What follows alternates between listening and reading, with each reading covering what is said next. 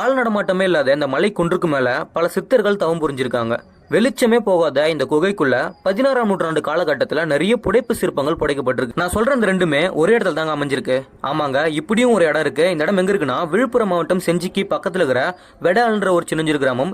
இங்க இருக்கிற குகைக்குள்ள சிவபெருமான புடைப்பு சிற்பமா பார்க்க முடியுது. இவருடைய பேர் கரைகண்டீஸ்வரர். 30 to 40 படிக்கட்டுகள் மலை குன்றுக்கு மேல ஏறிட்டோம்னா நம்ம முதல்ல பாக்குறது கொற்றவையோடைய புடைப்பு சிற்பம். 6 கைகள்ல ஆயுதங்கள் ஏந்தி ரொம்ப ஆக்ரோஷமா இருப்பாங்க. அடுத்ததான் நம்ம பாக்குறது நாயக்க மன்னர்கள் காலத்தில் கட்டப்பட்ட ஒரு கோவில். இது வந்து கோவில்னு சொல்ல முடியாது, ஒரு குகை கோவில் சொல்லலாம். அப்படி உள்ள என்ன இருக்குனாக்கா முருகன் வள்ளி தேவனுடைய புடைப்பு சிற்பம். அதன் பக்கத்திலே ஒரு சித்தர் சிவபெருமான பூஜிக்கிற மாதிரி ஒரு சிற்பத்தை பார்க்க முடியும். இந்த சித்தருடைய பேர் குதம்பை சித்தர். இங்க சிவபெருமானுக்கு பக்கத்துல 5 தலை நாகன் மின்னிட்டு இருக்க மாதிரி ஒரு சிற்பத்தையும் வடிவமைச்சிருக்காங்க. இதெல்லாமே பார்க்கறதுக்கு ரொம்ப அழகா இருந்ததுங்க. அடுத்தது நம்ம கோவிலுக்கு வெளியே அமைக்கப்படுகிற 4 வரி கல்வெட்டு. அதுல என்ன இருக்குன்னா, இந்த சிவன் கோவிலை சேதப்படுத்துறவங்க கருவுற்ற பெண் பசுவை கொன்றதுக்கான பாவத்தை ஏத்திப்பீங்கன்னு அதுல குறிப்பிட்டிருக்காங்க. இந்த சின்ன குன்றுக்கு மேல